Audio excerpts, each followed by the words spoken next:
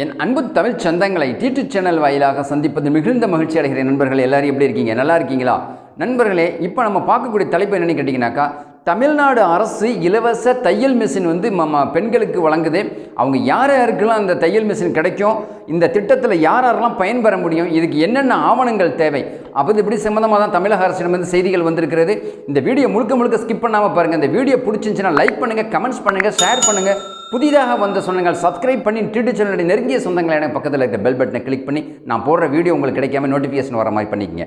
அன்புக்குரிய நண்பர்களே, இப்போது எங்கே விண்ணப்பிப்பது அப்படின்னு சொல்லிட்டு நீங்கள் எல்லாருமே குழப்பமாக இருந்துக்கிட்டு இருக்கீங்க. நிறைய பேருக்கு கமெண்ட்ஸ் பாக்ஸில் நீங்கள் கேட்டிருக்கீங்க. ஃபஸ்ட்டு நீங்கள் கேட்குறது என்னன்னு கேட்டிங்கனாக்கா, இந்த திட்டத்தோட அடிப்படையை வாணிமுத்து அம்மையாரின் நினைவாக இந்த இலவச தையல் இயந்திரத்தை தமிழக அரசு கொடுத்துக்கிட்டு இருக்கிறாங்க வருஷம். அது ரொம்ப பேருக்கு தெரியாமையே இருக்குது.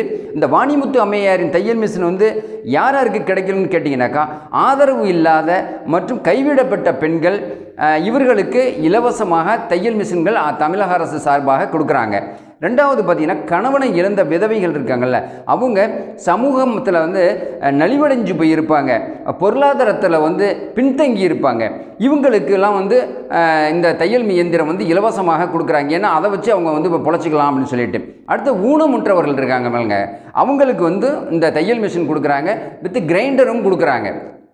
அவங்கவுங்க வசதிக்கு தகுந்த மாவு அரைச்சி விற்றுக்கலாம். இல்லைன்னா தையல் மிஷின் இப்போ ஊனமுற்றவங்க தையல் மிஷின் ஓட்ட முடியாது, அதனால் அவங்க மாவு அரைச்சி விற்றுக்கலாம்னு சொல்லியிருக்காங்க.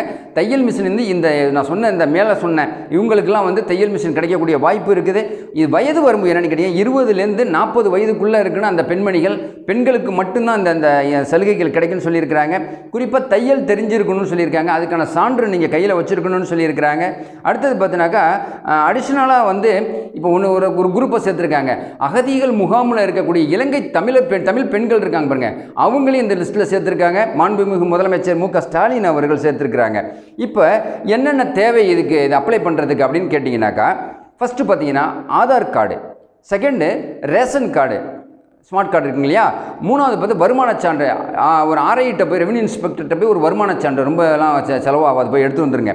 அடுத்தது பிறந்த தேதி சான்று, ஏதாவது ஒரு பர்த் சர்டிஃபிகேட் இருக்கும், டிசி இருக்கும், இல்லை ரேஷன் கார்டில் இல்லை ஆதாரில் ரேஷன் பேர் இது இருக்கும், உங்களுடைய பிறந்த தேதி அது ஒன்றுச்சுங்க.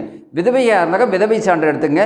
ஜாதி சான்று அவசியமாக தேவை. எந்தெந்த கோட்டாவுக்கு எந்தெந்த பிசி எம்பிசி அவங்களுக்குலாம் தகுதியின் அடிப்படையில் இது எண்ணிக்கை இருக்கும், அதில் உங்களுக்கு பயன்பெறக்கூடிய வாய்ப்பு இருக்கும். இதற்கு தையல் பயிற்சியோட ரசீது உங்களுக்கு இது வாங்கி சான்று வாங்கிக்கிங்க. தையல் பயிற்சி பெற்றிங்கன்னா அந்த தையல் நிறுவனத்துலேருந்து ஒரு சர்டிஃபிகேட்டும் நீங்கள் அட்டாச் பண்ணிக்கிங்க. எப்படி விண்ணப்பிப்பதுங்கன்னு கேட்குறீங்க. ஓகே, ஆட்சியர் அலுவலகம் நீங்கள் செல்லணும். எந்தெந்த மாவட்டமோ அந்த மாவட்டத்தோடைய தலைநகரத்தில் இருக்கக்கூடிய ஆட்சியர் அலுவலகத்தில் செஞ்சாக்கா அதுக்குன்னு ஒரு தனி ரூம், தனி செல்லு, தனி அதிகாரி இருக்காங்க. அவங்கள்ட்ட நீங்கள் இப்போ விண்ணப்பிக்கணும். இல்லைனா தாலுக்கா அலுவலகத்தில் விவரம் கேட்டுக்கிட்டாக்கா நீங்கள் அங்கேயே கூட விண்ணப்பிக்கலாம் அப்படின்னு சொல்லியிருக்கிறாங்க.